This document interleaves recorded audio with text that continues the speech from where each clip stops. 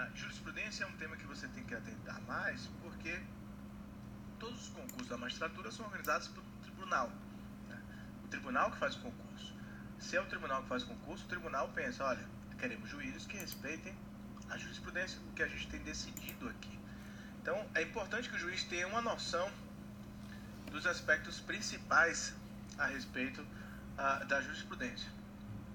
E aí, muito cuidado aqui, porque tem gente que fala muito errado, e se um desembargador não gostar do que você está falando, ele pode te dar uma nota baixa, né? Se tiver um jurista na banca também. Muita gente fala jurisprudência como se fosse um substantivo singular. Jurisprudência, muito cuidado, é um substantivo coletivo. Isso é uma forma de mentalizar a ideia. É como se fosse um substantivo coletivo. Como assim? É como se fosse alcateia, matilha, enxame. Veja, não é uma abelha, é um enxame a jurisprudência. O que eu quero dizer com isso? Vocês já devem ter falado, olha, achei uma jurisprudência aqui no site do STJ. O estagiário gosta de falar isso, né? Citei várias jurisprudências. Tá erradíssimo, isso chega a doer um pouco o ouvido. Muito cuidado. Jurisprudência não é algo que você pega ou que você acha, é algo que você conhece. E jurisprudência não é uma coisa, é uma tendência. Então, você não acha jurisprudências. A jurisprudência é uma só, porque uma tendência é uma orientação, então só pode ser uma. Ou existe orientação ou não existe orientação. Ou o tribunal não tem jurisprudência firmada sobre o tema, ou tem em um determinado sentido. Não existe jurisprudências desse lado e jurisprudência desse lado, não. Dentro do mesmo tribunal, não, porque jurisprudência é a orientação consolidada em um sentido. Então, você acha ou não julgados, você acha ou não precedentes, mas jurisprudência é outra coisa. Vamos ver aqui, para a gente ter esses conceitos muito bem feitos, porque se você errar isso na prova, você pode tirar nota baixa. Você tem que saber a diferença entre precedente, enunciado de súmula e jurisprudência. Precedente é uma palavra que comporta dois sentidos. Em sentido amplo, precedente é igual a julgado. Ou seja, é uma decisão que pode servir de inspiração.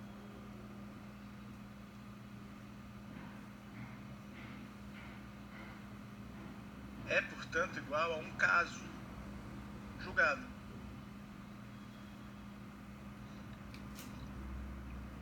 Em sentido amplo, precedente é uma decisão que pode servir de inspiração, é um julgado, é um caso julgado. Então, olha, sentido amplo, o Supremo tem um precedente interessante sobre isso no HC e tal, ele julgou nesse sentido. Achei um precedente no site do STJ, você achou um caso julgado. Então, em sentido amplo, o precedente é isso, é um caso julgado. Em sentido estrito, isso aqui é muito importante essa diferença. Em sentido estrito, o precedente é a ratio decidendi ou hold. Vejam, vamos baixar aqui. Toda decisão tem, ou quase toda, um relatório, uma fundamentação e um dispositivo. Pensando numa sentença ou num acórdão, geralmente tem um relatório, uma fundamentação e um dispositivo. Então, num sentido amplo, precedente é tudo isso aqui. Num sentido estrito, precedente é um elemento da fundamentação. Não são todos os elementos, não. No sentido estrito, o precedente é a ratio ou a holding. É a razão necessária e determinante para que o julgamento tenha ocorrido em determinado sentido. Alguns autores brasileiros gostam de dizer que é a norma geral do caso concreto. Como assim? Como assim? É a norma geral do caso concreto. Como assim? Veja. Você foi aprovado no concurso público fora das vagas.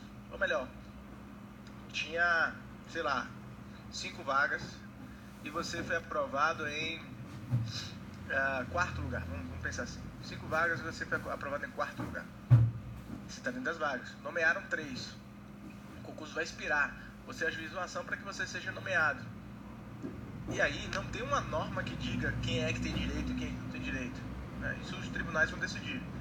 Aí os tribunais olham e falam, ó, esse é o caso de João, que quer tomar posse, que passou em quarto lugar e ele está dentro das vagas. A lei que regula o concurso é essa aqui. A Constituição prevê o concurso assim, essa. Tem um monte de lei que regulamenta concurso público. Nenhuma delas trata sobre esse assunto. Aí o Supremo vai lá e diz, no final das contas, um tribunal outro, ou um juiz, diz na fundamentação, olha, ele vai no dispositivo e vai dizer, olha, fulano tem direito a ser nomeado. Por quê? Aí na fundamentação ele diz o seguinte na fundamentação.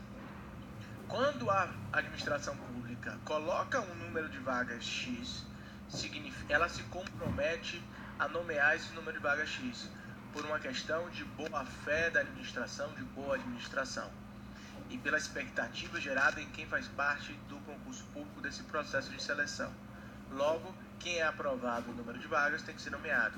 A norma geral do caso concreto é essa. As pessoas aprovadas em um concurso dentro do número de vagas têm direito. Certo? Então, o caso, quando você espreme um caso, é como se você criasse um dispositivo de lei com base nesse caso. Entende? Por exemplo, Dona Maria, ela pediu um benefício previdenciário. E aí, ela conseguiu, na justiça, uma liminar. Depois a liminar caiu. E o INSS está descontando dela. Ou quer que o juiz, na ação, faça com que ela retorne esse valor. E aí Dona Maria vai para a justiça, vai recorrer, vai querer impugnar isso de alguma forma e vai dizer, não, eu não posso. E aí o juiz vai decidir, olha, Dona Maria é uma pessoa idosa, é uma pessoa que não pode repetir os valores. Logo, é melhor que isso não aconteça, não faz sentido. Fazendo um exercício de ponderação, eu sei que a lei prevê a responsabilidade de quem perde uma liminar, a legislação previdenciária prevê que as pessoas que recebem indevidamente podem sofrer descontos no benefício, mas no caso de Maria é uma senhora muito velha e se isso acontecer, isso pode prejudicar a própria existência dela, a própria saúde dela. Então é melhor que isso não faça. Aí na fundamentação ele vai dizer qual é a norma geral do caso concreto. Não é possível fazer o desconto ou exigir que uma pessoa idosa seja obrigada a retornar os valores que recebeu devidamente em razão da sua situação pessoal e do caráter alimentar. Então essa é a norma geral que é extraída do caso concreto. É como se o juiz na fundamentação fizesse um raciocínio que possa ser, no final das contas, possa ser tornado abstrato, certo? Essa é a ratio decidente, essa é a holding. São as razões necessárias e suficientes e determinantes para decidir um caso concreto. Essas razões estão na fundamentação e é aqui que mora o precedente. Então, precedente é ratio ou holding, razão necessária e determinante, é norma geral do caso concreto. Isso é diferente de enunciado de súmula. Enunciado de súmula é um texto. Toda vez que a jurisprudência se orienta num determinado sentido, um tribunal pode criar uma súmula, falar, vamos criar um texto para facilitar a aplicação aos nossos casos. Então, enunciado de súmula é uma técnica. É um texto que cristaliza uma orientação em um determinado sentido. Certo? E o certo não é falar súmula número tal, é enunciado número tal da súmula, porque súmula também é um substantivo coletivo. A súmula é a reunião de enunciados. Então é uma espécie de um depósito de enunciados. Então enunciado número tal da súmula do STJ é o correto. Jurisprudência é o quê? Esse tópico se chama jurisprudência. Jurisprudência a gente já falou, é a orientação em determinado sentido. Como assim? Vejam que há uma gradação, gente. o tribunal tem um precedente em um determinado sentido. É um precedente isolado, mas tem um precedente em determinado sentido. Aí o tribunal começa a produzir vários precedentes naquele sentido. Já temos uma jurisprudência. A jurisprudência é a orientação de um tribunal em determinado sentido sobre determinado assunto, em razão da existência de vários precedentes nesse sentido. Então, a jurisprudência é uma orientação que decorre de vários precedentes no mesmo sentido. Quando essa jurisprudência é muito forte, ela se torna muito estável, porque às vezes a jurisprudência muda, né? Quando ela se torna estável, é possível que seja criado um enunciado de súmula, que é uma técnica textual para cristalizar essa jurisprudência. Então temos precedentes, se os precedentes forem repetitivos, constantes em um determinado sentido, temos uma jurisprudência, e isso pode gerar um enunciado de súmula em um determinado sentido, certo? Isso é importante. E para finalizar essa parte de jurisprudência, eu queria falar com vocês sobre o artigo 927 do CPC e a questão da tradição da civil law versus common law. Vejam, existe uma ideia geral de que na common law os precedentes recebem mais valorização. Eles são mais valorizados. A common law não nasceu... common law e civil law são tradições jurídicas, né? Muito importante vocês terem isso em mente. Não são sistemas jurídicos, né? Cada país tem seu sistema jurídico. Common law e civil law são tradições jurídicas. A tradição da common law não nasceu com precedentes obrigatórios, mas depois ela abraçou isso, ainda na Inglaterra. E a ideia de precedente na common law, de fato, é muito forte hoje em dia. Mas também na civil law. Na origem, essas tradições jurídicas, elas se diferenciavam muito. Na civil law, o papel da lei era muito mais proeminente, na common law, dos costumes do precedente. Só que a common law hoje, ela lida com várias leis também. E a civil law também lida com vários precedentes, inclusive obrigatórios. Então, há uma reaproximação hoje em dia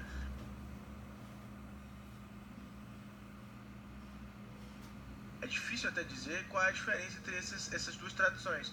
Alguns autores dizem que não há diferença ontológica entre essas duas tradições hoje em dia. Há uma diferença histórica, mas aí, em essência, hoje em dia, não há uma diferenciação, porque a common law lida com leis. Os Estados Unidos têm diversas leis, e a civil law lida com precedentes. Então, não há uma diferença em essência, pelo menos não hoje em dia. A diferença vem na origem histórica, e a gente já falou disso várias vezes. Quando eu falei para vocês que na Revolução Francesa os franceses tinham medo dos juízes, é justamente por isso que, se você perguntar para um francês da época, se você puder voltar no tempo e falar: francês, que tal a gente botar precedente obrigatório? Os franceses vão falar: de jeito nenhum. Você fala: por quê? Mas os franceses vão dizer: porque eu quero segurança jurídica. Eu quero que a lei me dê segurança. E aí você vai para os Estados Unidos na mesma época e fala: americano, que tal precedente obrigatório? O americano vai falar o contrário, vai falar: sim, eu quero. E você pergunta: por quê? Ele vai dizer: porque eu quero segurança jurídica. Franceses e americanos, naquele momento histórico, queriam a mesma coisa: segurança jurídica. Tudo que a classe produtiva, que a burguesia da época queria, era segurança para tocar os seus negócios. E num regime monárquico absolutista, isso não era possível. As revoluções liberais foram revoluções que buscaram segurança jurídica. E por que os americanos e os franceses queriam estabilidade? Todo mundo quer estabilidade jurídica. E por que eles adotaram caminhos diferentes? Por questões históricas. Os franceses não sentiam segurança nos juízes, os americanos sentiam. Os franceses preferiam a segurança na lei. Então, por isso que adotaram esses caminhos diferentes na origem, mas hoje em dia não. Hoje em dia já há uma reaproximação. Então, se na prova houver uma questão no sentido de você falar sobre tradições jurídicas, jurisprudência e precedentes, cite esse aspecto histórico. Diga que, segundo o entendimento atual, as tradições jurídicas, as diferenças entre as tradições jurídicas se reduziram hoje.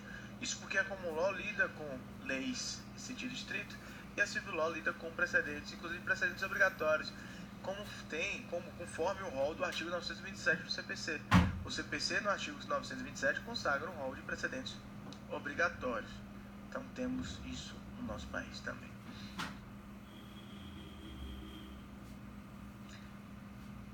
Por fim, pessoal, ainda sobre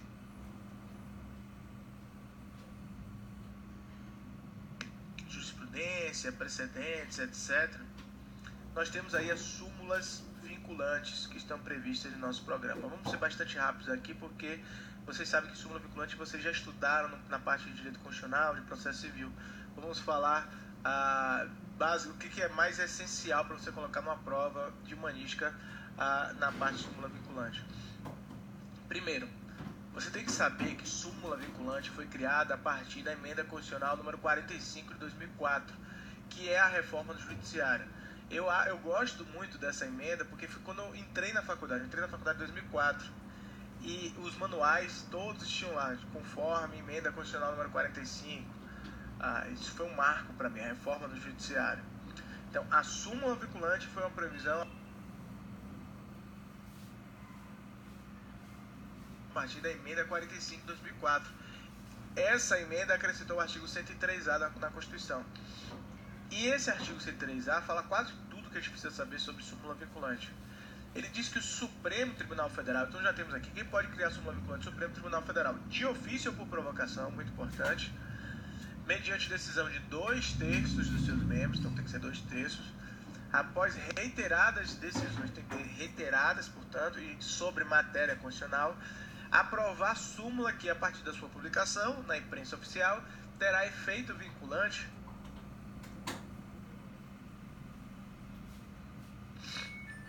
em relação aos demais órgãos do Poder Judiciário e a administração pública direta e indireta nas esferas federal, estadual, municipal, bem como proceder a sua revisão e cancelação na forma da lei. Vejam, e aí tem a lei 11.417 que regulamenta isso. Vejam o que é mais importante. A súmula, a gente já falou, é uma técnica de construção de expressão da jurisprudência dominante. A súmula é um texto.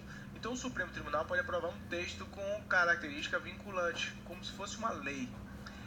E aí, essa aprovação tem que ser feita por 2/3, desde que haja decisões reiteradas sobre um determinado sentido em matéria constitucional. Esse efeito vinculante significa que a súmula tem que ser respeitada pelos demais órgãos do Poder Judiciário e da administração pública. O principal ponto aqui é o seguinte: que órgãos por que ele fala demais órgãos? O Supremo não fica vinculado à súmula vinculante, o Supremo fica nas suas turmas. As turmas são órgãos fracionários. A primeira e a segunda turma do Supremo tem que respeitar a súmula vinculante. O plenário do Supremo, por outro lado, pode mudar o seu entendimento. Então, por isso que ele fala outros demais órgãos.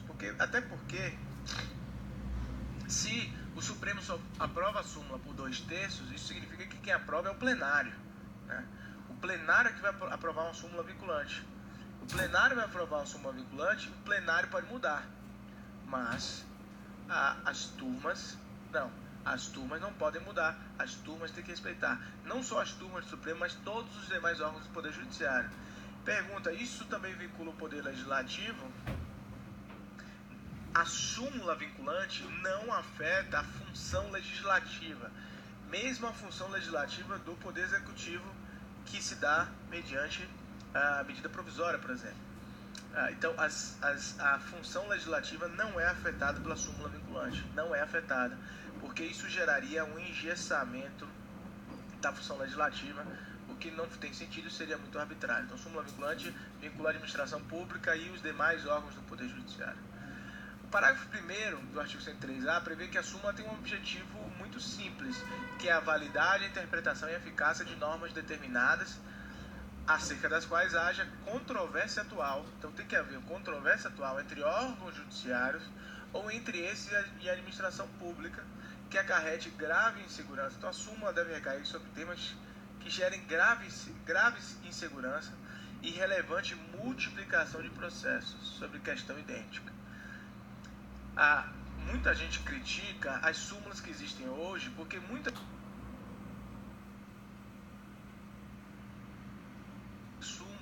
súmulas vinculantes foram criadas sem que houvesse multiplicação de processos. Então, as súmulas têm por objetivo firmar um posicionamento sobre validade, interpretação e eficácia de normas jurídicas. A súmula tem que recair sobre a validade, interpretação e eficácia de normas, desde que haja uma controvérsia atual que gere grave insegurança e relevante multiplicação de processos sobre questão idêntica, certo? Então, esses requisitos muitas vezes não estão presentes nas súmulas vinculantes que a gente vê hoje. Isso é uma pena, mas a Constituição prevê isso, prevê essa necessidade. Então, validade, interpretação e eficácia, tem que haver relevante multiplicação de processos e grave insegurança jurídica. A disciplina infraconstitucional coube a Lei 11.417 de 2006, que regulamentou a edição, revisão e cancelamento de súmula vinculante. O mais importante aqui é você perceber que existe um rol de legitimados para propor súmula vinculante, para propor a edição, a revisão ou o cancelamento. Esse rol que está previsto na lei é mais amplo do que o rol dos legitimados para o controle concentrado de constitucionalidade. Porque quem é que pode propor edição, revisão e cancelamento de súmula? Presidente da República, mesa do Senado, mesa da Câmara, Procurador-Geral da República, Conselho Federal da Ordem dos Advogados, até então igual ao controle de constitucionalidade, né? Aí vem Defensor Público Geral da União. Veja que pela primeira vez é a previsão da Defensoria Pública em algum aspecto relativa a controle concentrado, porque a súmula vinculante se aproxima do controle concentrado, não é o controle concentrado, mas é uma previsão singular aqui, porque o defensor não tem previsão de legitimidade no controle concentrado. Temos partido político com representação também, confederação sindical, entidade de classe no âmbito nacional, e aí vejam, mesa da Assembleia Legislativa ou da Câmara Legislativa do Distrito Federal,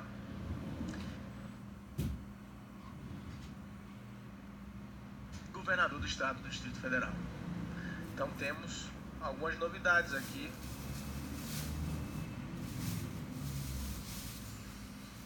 como o Defensor Público Geral da União. O rol de legitimados é mais amplo.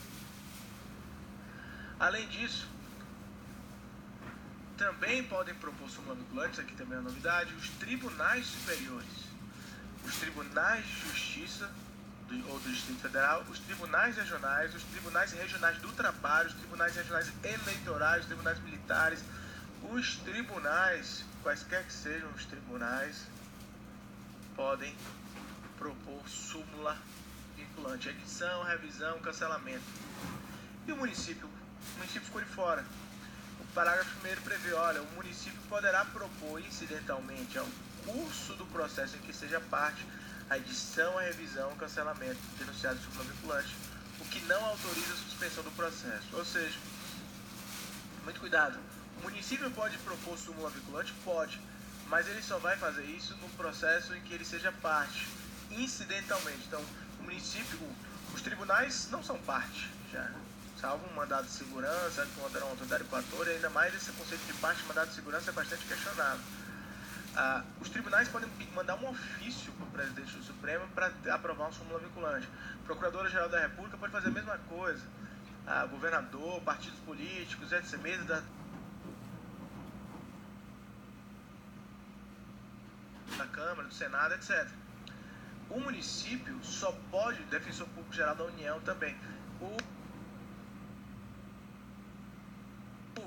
município só pode propor súmula vinculante tanto a edição, quanto a revisão, quanto o cancelamento, nos processos que for parte. Então tem que ter um recurso extraordinário ou alguma outra forma processual no Supremo, e aí o município vai lá e faz um pedido de cancelamento, de edição ou de revisão de súmula vinculante. Isso não gera suspensão do processo. O desrespeito à súmula vinculante por parte dos demais órgãos do judiciário ou da administração pública faz caber reclamação constitucional ao Supremo. E aí tem um assunto muito interessante, que é o seguinte: a reclamação constitucional é um processo de competência originária que serve para cassar uma decisão judicial ou avocar um processo. A reclamação vai caber quando for desrespeitada a autoridade de um tribunal ou quando for proferida uma decisão em violação à competência desse tribunal. Então vai caber reclamação para o tribunal avocar para ele o processo e para ele cassar a decisão. A súmula vinculante, se for desrespeitada por um juiz, por exemplo, do Tribunal de Justiça do Estado da Bahia, isso pode provocar reclamação diretamente no Supremo. Isso é possível. Aí o Supremo vai lá e cassa a decisão do juiz. E aí o processo continua com o juiz, mas o do Supremo vai cassar. E aí uma coisa interessante é o uso da reclamação como ferramenta de overruling, ou seja, a reclamação pode ser um mecanismo de superação.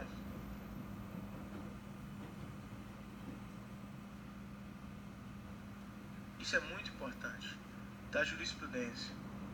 Quem fala sobre isso muito é Gilmar Mendes.